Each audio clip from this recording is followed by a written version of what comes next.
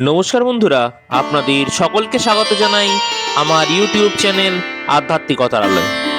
বন্ধুরা, আজ আমি মকর রাশি এবং লগ্নের 2026-এর ফেব্রুয়ারি মাসটি কেমন যেতে চলেছে সেই সম্বন্ধে বেশ কিছু পূর্বাভাস দেব।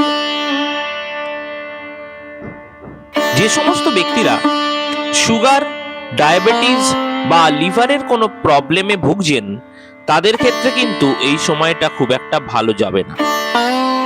মকর রাশির জাতক বা জাতিকাদের এই সময় কিন্তু হাড়ের সমস্যা, দাঁতের সমস্যা ইত্যাদি বাড়তে পারে। মোটের ওপর মকর রাশির শরীর স্বাস্থ্য কিন্তু এই মাসে খুব একটা ভালো যাবে না। বিভিন্ন বাধাবিঘ্ন কিন্তু তাদের জীবনে এই সময় আসতে পারে। যে সমস্ত ব্যক্তিরা বাইরে পড়াশোনা করতে চাইছেন তাদের কিন্তু একটি বড় সুযোগ এই সময় চলে আসতে পারে। নতুন প্রেমের সম্পর্ক আসতে পারে এবং প্রেম সংক্রান্ত কিছু ঝামেলা ঝঞ্ঝাট এই সময় চলতে পারে। যে সমস্ত ব্যক্তিরা গৃহ নির্মাণ করতে চলেছেন বা চাইছেন তাদের কিন্তু এই সময় গৃহ নির্মাণের যোগ রয়েছে।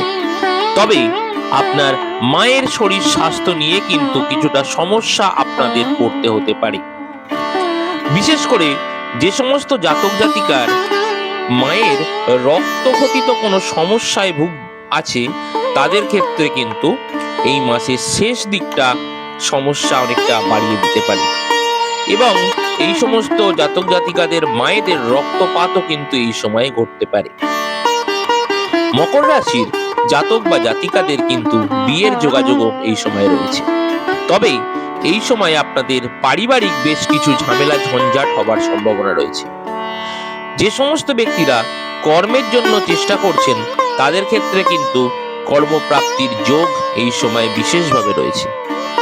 কর্মক্ষেত্রে উল্লেখযোগ্য সাফল্য কিন্তু আপনারা এই মাসে পাবেন। এই মাসে আপনাদের বিদেশ যাত্রা হতে পারে। তবে বিদেশ যাত্রা বা ছোটখাটো ভ্রমণ সবেতেই কিন্তু কিছু সমস্যার সৃষ্টি হতে পারে। যেমন ধরুন ভিসা সংক্রান্ত কোনো সমস্যা বা যাত্রাপথে কোনো সমস্যা, এরকম ধরনের। এই রাশির জাতক বা জাতিকারা অবশ্যই এই মাসটিতে বজরংবলীর পূজা অর্চনা বা শনি মন্দিরে গিয়ে শনিদেবকে পূজা অর্চনা করুন। তাহলে অবশ্যই এই মাসটি আপনাদের অনেকটা শুভ ফল এনে দিতে পারে। ধন্যবাদ।